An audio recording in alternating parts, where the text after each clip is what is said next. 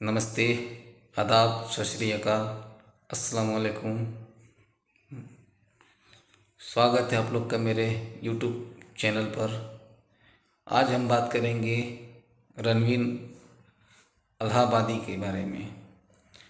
ये जो शख्स है ये एक नया कंट्रोवर्सी मामले में फंसा हुआ है, जिसमें इसने कुछ ऐसे गोट इंडिया गोट टैलेंट में इसने उटपटांग हरकतें की हैं, जिससे हमारे देश के नेता, राजनेता, बहुत सारे लोग इसकी कंट्रोवर्सी से नाराज़ हैं।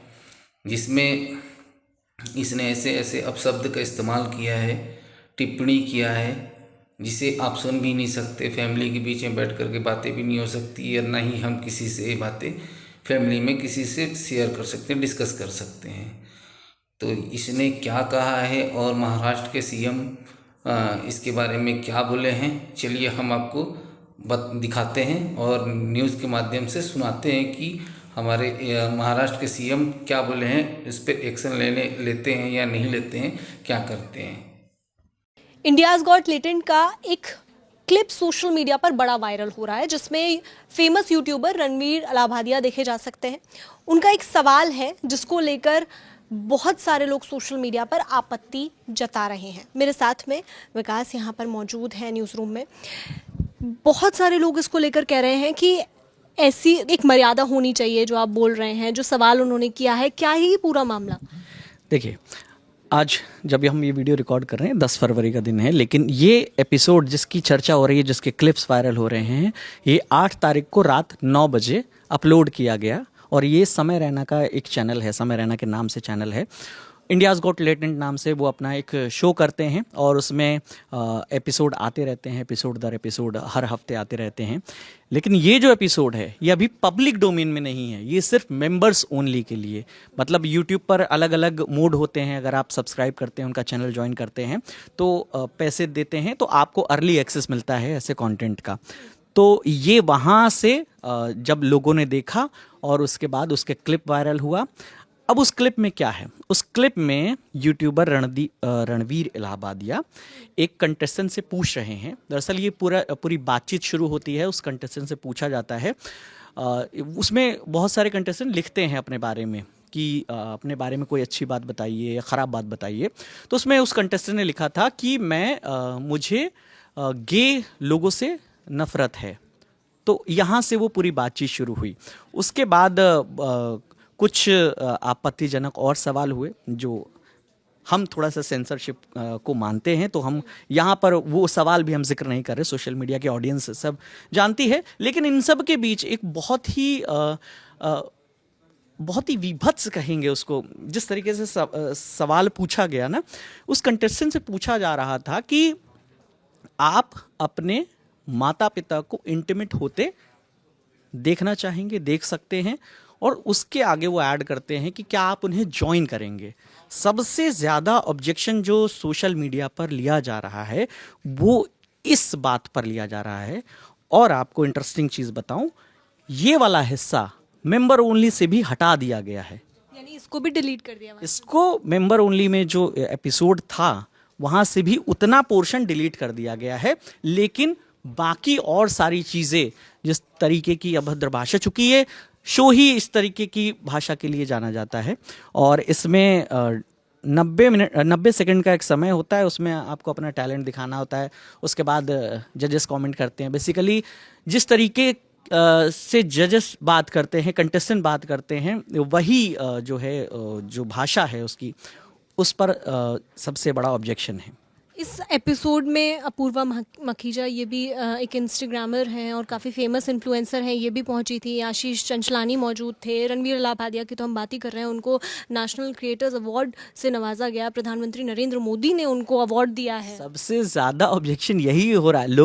लोगों के जो रिएक्शन आ रहे हैं सोशल मीडिया पर, आप पोस्ट देखेंगे तो लोगों का कहना है कि वही क्रिएटर है जिसको बेस्ट क्रिएटर अवार्ड से नवाजा गया था, वो भी देश के प्रधानमंत्री ने। जब नेशनल क्रिएटर्स अवार्ड की घोषणा हुई थी तब ये इनको अवार्ड मिला था।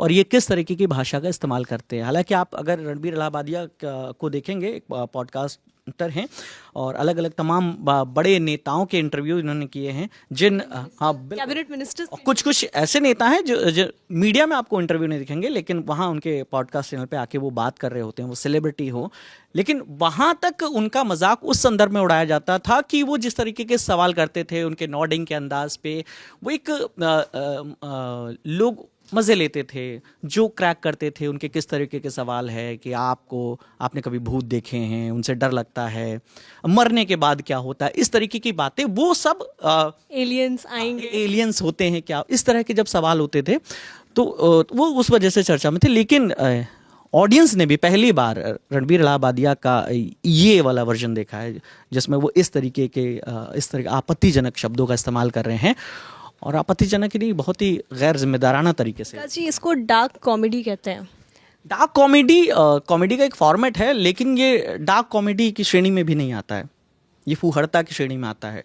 डार्क कॉमेडी के नाम पर नाम टैग इस्तेमाल कर लिया, लेकिन ये डार्क कॉमेडी नहीं है। जो मेंबरशिप का, इसमें मेंबरशिप लेकर आप फिर देख पाते हैं एपिसोड, तो जो बिना मेंबरशिप वाले हैं वो क्या देख रहे हैं इसमें, क्या किस तरीके का कंटेंट है इनके चैनल पे?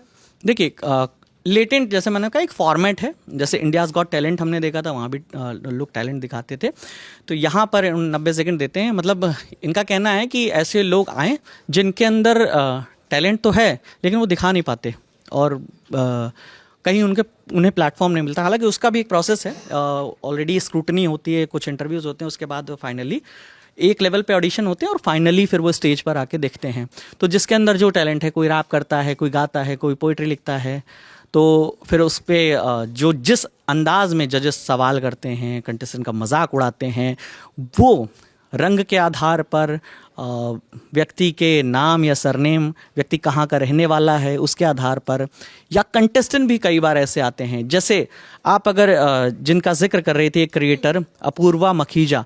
अच्छा, इसी एपिसोड में बड़े सारे इस तरह के वीडियो क्लिप हैं जो वायरल हो रहे हैं। अपूर्वा मखीजा से एक चंबल से आया हुआ, मध्य प्रदेश के चंबल एरिया से आया हुआ लड़का परफॉर्म करता है, वो रैप करता है, उसके बाद कुछ जो बात होती है उसमें भी उस पर भी ऑब्जेक्शन है लोगों को, जिस तरीके से अपूर्वा मखीजा बात कर रही है, हालांकि कंटेस्टेंट भी जिस तरीके से बात कर रहा है। अब यहाँ सेंसरशिप तो है नहीं, अब लोगों का कहना है कि ये इस तरीके के प्लेटफॉर्म पर अगर आप कुछ भी परोस रहे हैं तो उस की जिम्मेदारी कौन लेगा? सेंसरशिप जब है ही नहीं तो लोग सरकार को टैग कर रहे हैं, कल्चर मिनिस्ट्री को टैग कर रहे हैं, मिनिस्ट्री ऑफ ब्रॉडकास्ट को टैग कर रहे हैं कि भाई इस पर भी तो सेंसरशिप लगाइए। इस तरह का कंटेंट है। अब देखिए जैसे ये जो आपने अभी एपिसोड की जिसकी चर्चा हुई, ये अश्लीलता कुछ लोगों को नज़र आ गई पहले ही दिन, 8 तारीख की रात में एपिसोड आया, 9 को ये खूब वायरल हुआ और 10 तक फैल ही गया और चर्चा हो रही है, मीडिया में बातें हो रही हैं। लेकिन ये उन लोगों के लिए पूरा एपिसोड एक्सेस है जो लोग इनकी मेंबरशिप लेके बैठे होते हैं, और ये कॉमन मैन के लिए। और बाद में ये एपिसोड रिलीज होता तो विवाद तो अभी से ही शुरू हो गया, अभी कॉमन मैन तक आने की। अब मैं इस पे आपको बताता हूँ कुछ रिएक्शन। कुछ नामी लोगों ने जब इस तरह का कंटेंट देखा, जो ऑलरेडी क्रिएटर हैं, जाने माने राइटर और स्टोरी टेलर नीलेश मिश्रा, उन्होंने इस क्लिप को शेयर किया है जिसमें इस बात का जिक्र किया जा रहा है। वो लिखते हैं, अंग्रेजी में लिखते हैं, मैं आपको हिंदी तर्जुमा बताता हूँ। वो लिखते हैं, हमारे देश की क्रिएटिविटी इकोनॉमी को शेप देने वाले इन भ्रष्ट क्रिएटर्स से मिलिए। मुझे यकीन है कि इनमें से हर एक के लाखों फॉलोअर हैं। इस कंटेंट को सिर्फ अडल्ट्स के लिए नहीं बनाया गया है। अगर एल्गोरिदम चाहे तो इसे एक बच्चा भी आसानी से देख सकता है। आप जैसे व्यूअर्स ने इन जैसे लोगों को नॉर्मल बना दिया है। भारत में शालीनता को बढ़ावा नहीं दिया जाता है। ये क्रिएटर्स ऑडियंस की पहुंच तक और कमाई के लिए नीचे गिरते जा रहे हैं। ये क्रिएटर्स अभिव्यक्ति की स्वतंत्रता के नाम पर कुछ भी कह सकते हैं और बच सकते हैं। ये जो आपने बात कही, जो नीलेश मिश्रा ने इस पे कहा है कि अभिव्यक्ति की जो आज़ादी है कुछ मर्यादाओं के साथ में आती है, क्योंकि शालीनता से दूर जा रहे हैं हम और अश्लीलता परोसी जा रही है। ऐसे में बच्चों के लिए सबसे बड़ी चीज़ है कि क्योंकि आजकल फ़ोन छोटे बच्चों के हाथ में भी होता है, वो फ़ोन चलाते रहते हैं। ऐसे में अगर इसी तरीके का क्लिप उनके सामने आ जाता है, उनकी मनोस्थिति पे क्या असर पड़ेगा, उनके मेंटल हेल्थ पे क्या असर होगा? देखिए, वो लोग मतलब जो इसके मेकर्स हैं वो ये कह के बच सकते हैं कि हमने तो जो है नाबालिग लोगों के लिए बनाया है, 18+ लोगों के लिए बनाया है, लेकिन यूट्यूब पर ऐसा कोई तरीका नहीं है कि ये कंटेंट सिर्फ 18+ ही देख सकता है, जो रील्स हैं, शॉर्ट्स के फॉर्मेट में हैं। अब जिसका जैसे अभिव्यक्ति की आज़ादी का जिक्र किया हमारे संविधान में आर्टिकल 19(1)(a) में, इसमें कहा जाता है ना, अभिव्यक्ति की स्वतंत्रता का जब जिक्र होता है, लेकिन इसमें कुछ लिमिटेशन भी हैं, है ना। शालीनता और नैतिकता भी उसमें आता है कि आपको अभिव्यक्ति की स्वतंत्रता है, लेकिन शालीनता और नैतिकता को नहीं भूल सकते। आप राज्य की सुरक्षा कॉम्प्रोमाइज़ नहीं कर सकते, ऐसी कोई बात नहीं कहेंगे। आप राष्ट्र की संप्रभुता और अखंडता, या आप डिफेमेशन या कंटेम्प्ट ऑफ कोर्ट नहीं कह सकते अभिव्यक्ति की आज़ादी के नाम पर, या कोई उकसाने अपराध करने के लिए प्रेरित करने वाला भाषण नहीं दे सकते हैं। कुल मिलाकर अभिव्यक्ति की स्वतंत्रता हमारा एक मौलिक अधिकार है, लेकिन ये इसको ऐसा ना समझा जाए कि इसको हम आधार बनाकर हम कुछ भी कह सकते हैं, लेकिन ये अधिकार समाज की सुरक्षा, शालीनता और राष्ट्रीय हितों को ध्यान में रखकर हमें दिया गया है। तो अभिव्यक्ति की स्वतंत्रता है, लेकिन दायरे में रहकर। और अब इस पर महाराष्ट्र के मुख्यमंत्री, अच्छा इस मामले में अब पुलिस कंप्लेन भी हो गई है। एक एडवोकेट ने जब ये क्लिप देखी, उन्होंने इस पर कंप्लेन दर्ज कराई और महिला आयोग ने भी इस पर संज्ञान लिया है।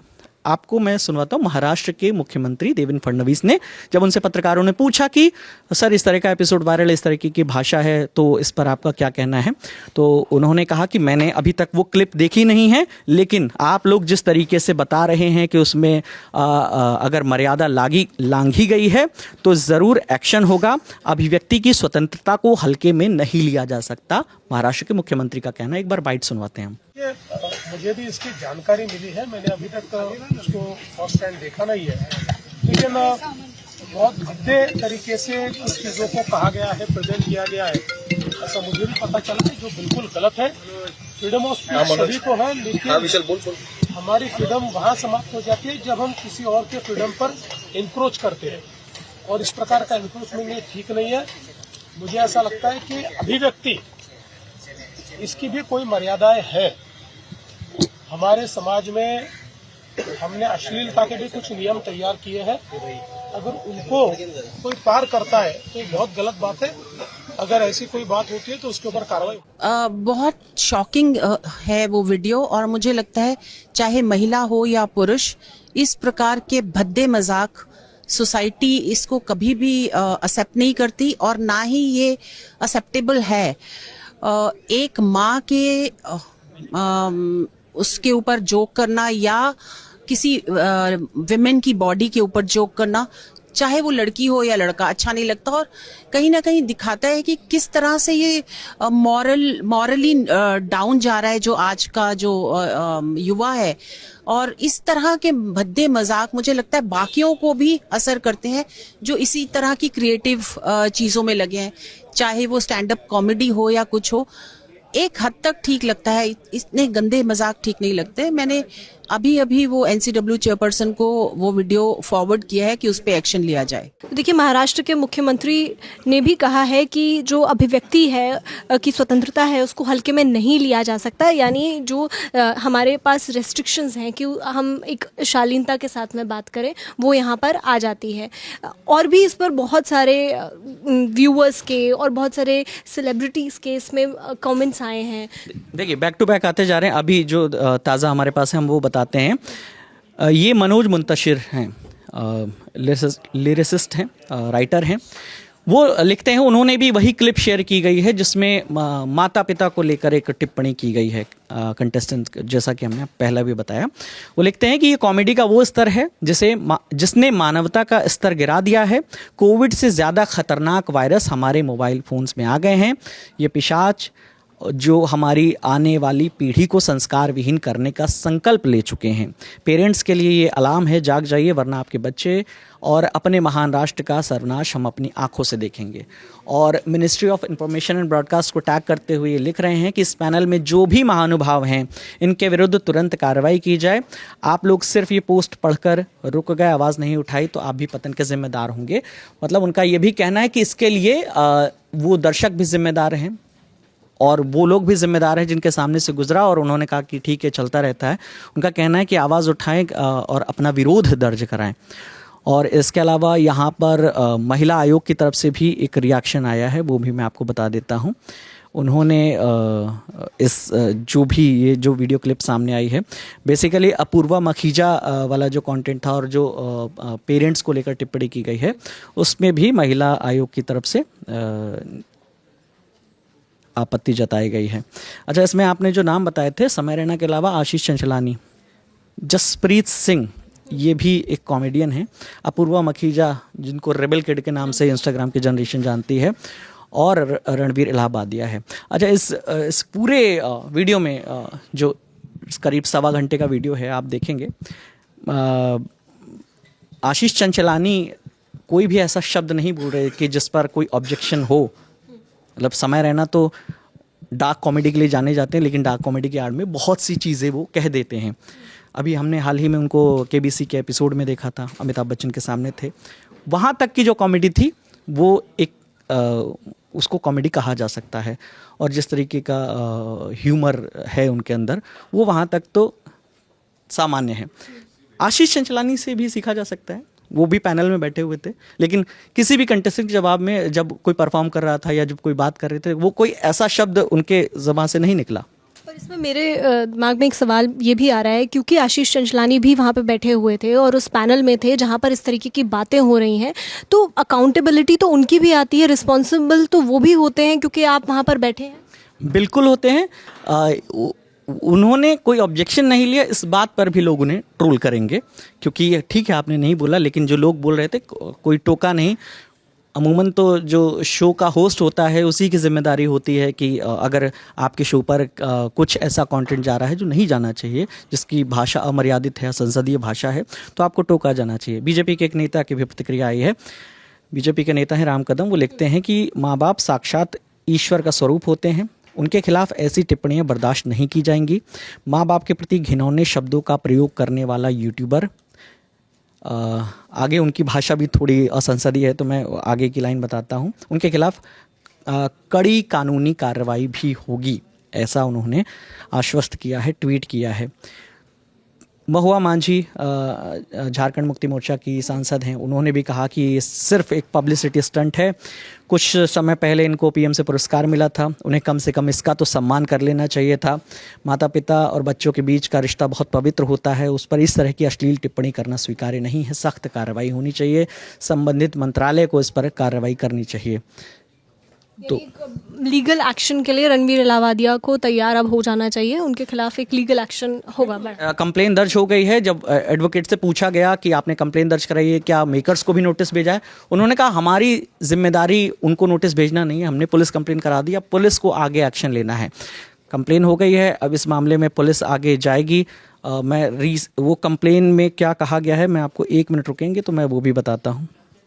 अब जब तक ढूंढ रहे हैं उसको, तब तक एक सवाल ये भी है, क्योंकि इससे पहले भी ये शो कंट्रोवर्सी में आया था और सवाल था कि जो अरुणाचल प्रदेश से एक कंटेस्टेंट आई थी और उसने ये कहा था कि हमारे यहाँ पे कुछ ऐसे मेरे दोस्त भी हैं जो पेट्स को भी खा लेते हैं, इसको लेकर भी जो को लेकर बात की। तो अब ऐसे में क्या पुरानी चीज़ें जो हैं, क्योंकि आपने कहा कि इससे पहले भी बहुत सारा ऐसा कंटेंट इन्होंने परोसा है जिसमें अश्लीलता है या अभद्र टिप्पणियाँ हैं, क्या उसको लेकर भी फिर एक्शन होगा? देखिए, उस कंटेस्टेंट का ये क्लेम था जिसके आधार पर ईटानगर पुलिस ने, अरुणाचल प्रदेश में ईटानगर पुलिस ने उसके खिलाफ एफआईआर दर्ज कर ली थी कि आपने राज्य की छवि खराब करने का काम किया है। इसको लेकर उनके ऊपर मामला दर्ज किया था। मेकर्स के ऊपर कोई एक्शन नहीं लिया गया था।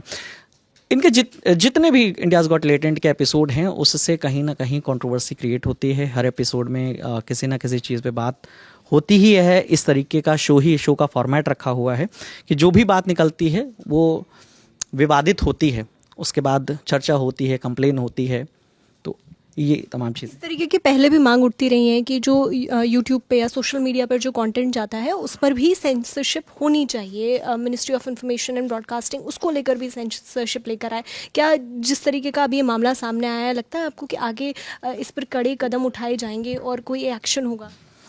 देखिए, जिस तरीके से लोगों का गुस्सा फूट रहा है, अब ये एक यूट्यूबर हैं, फ्लाइंग बीस्ट नाम से यूट्यूबर हैं, गौरव तनेजा, उनका कहना है कि लगता है समय रैना पूरे यूट्यूब इंडिया को ही बैन करवा कर मानेगा।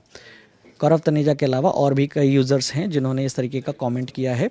तो लोगों का ये कहना है कि जिस तरह का आप कंटेंट कर रहे हैं कि ऐसा ना हो टिकटॉक पर जब था कि कंटेंट में चलो वो विदेशी प्लेटफॉर्म था लेकिन वहाँ पर भी अश्लीलता को बढ़ावा दिया जा रहा था, ऐसा आरोप लगा था, वो बैन ही हो गया भारत से। बहुत सारे ऐप ऐसे बैन हुए हैं। तो ऐसा ना हो कि उन्होंने संभावना जता दी है कि सरकार स्ट्रिक्ट एक्शन ले ले। हालांकि खैर ये नहीं होगा, लेकिन हाँ गाइडलाइन पे अब फिर से एक नए सिरे से चर्चा होगी और जब चर्चा होगी तो उसमें कुछ जो लिमिटेशन है, जैसे आप YouTube में भी देखेंगे तो जब आप वीडियो अपलोड करते हैं, चूँकि हम लोग खुद YouTube के एक प्लेटफॉर्म हैं, तो उसमें एक ऑप्शन होता है कि आप अपने कंटेंट को सेल्फ सर्टिफाइड करें, ठीक है। तो उसमें भी अगर आप की बातचीत में कहीं भी अभद्र भाषा का इस्तेमाल है तो उसके लिए एक एड सुटेबिलिटी होती है, वो हमें वहाँ पर मेंशन करनी होती है। नहीं होती है तो वो विज्ञापन के दायरे में नहीं होता और फिर पैसा नहीं आता। एक वीडियो में खुद समय रैना भी बताते हैं कि यार YouTube से तो हमें इस पर कोई कमाई नहीं होगी, तो मेंबर्स ओनली से ही कमाई होती है। तो इसलिए उनका पूरा फोकस रहता है कि जितने ज़्यादा से ज़्यादा मेंबर्स होंगे उतनी ज़्यादा उनकी कमाई है। YouTube की कमाई तो अलग है, वहाँ पर बहुत फ़िल्टर लगाकर एपिसोड आगे जारी किए जाते हैं। हो सकता है कि ये अभी जो परसों एपिसोड रिलीज़ हुआ है, जब महीने 2 महीने 6 महीने बाद ये एपिसोड आएगा, इतने दिन बाद ही आते हैं इनके एपिसोड, तब हो सकता है इसमें वो फ़िल्टर लगा दें और इस तरीके की सारी चीज़ें हटा दें। जैसे बादशाह के साथ एक एपिसोड शूट हुआ जो सिर्फ अभी मेंबर्स ओनली पर है, वो अभी पब्लिक डोमेन में नहीं आया कि हर कोई इसे एक्सेस कर सके। तो हो सकता है कि भविष्य में ऐसा हो, लेकिन जो मेंबर्स ओनली पर भी है वो भी कंटेंट तो लोग कंज्यूम कर ही रहे हैं ना, जो उसे सब्सक्राइब कर रहे हैं। तो एक्शन तो अब फाइनली हो गया है, पुलिस कंप्लेन हो गई है, अब तमाम धाराओं में मुकदमा दर्ज होगा। जो भी अपडेट आएगी हम लगातार बताएंगे। तो देखिए, वीडियो रिकॉर्ड करते हुए रणवीर अलाहाबादिया का भी रिएक्शन इस पर आ गया है। विकास क्या कह रहे हैं वो ये बता दीजिए। मैं वो 58 सेकंड का एक वीडियो है, 52 सेकंड का एक वीडियो है, अंग्रेज़ी में वो बोल रहे हैं, मैं आपको हिंदी बताता हूँ, फिर उनके ज़ुबानी भी वो सुनवा देंगे बयान। उन्होंने कहा कि मेरी टिप्पणी उचित नहीं थी और ना ही मजाकिया थी। कॉमेडी मेरा फोटे नहीं है। जो कुछ भी हुआ उसके लिए मैं कोई बहाना नहीं बनाना चाहता हूँ और ना ही मैं कोई स्पष्टीकरण देना चाहता हूँ। मैं अपनी गलती मानता हूँ और सबसे माफ़ी मांगता हूँ। पॉडकास्ट हर उम्र के लोग देखते हैं, मैं अपनी जिम्मेदारियों से भाग नहीं सकता। मैं मानता हूँ फैमिली पर इस तरह के कमेंट नहीं होने चाहिए।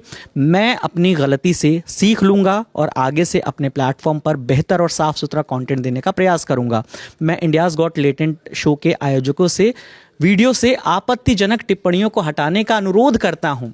ये इन्होंने जो रिक्वेस्ट की है ऑलरेडी उस प्लेटफॉर्म से जो मेंबर्स ओनली में ये वाला हिस्सा है वो हटा दिया गया है, और इसके अलावा और भी आपत्तिजनक जो हिस्सा है शायद वो उसके लिए भी कह रहे होंगे कि वो मैं रिक्वेस्ट करता हूँ कि वो हटाया जाए।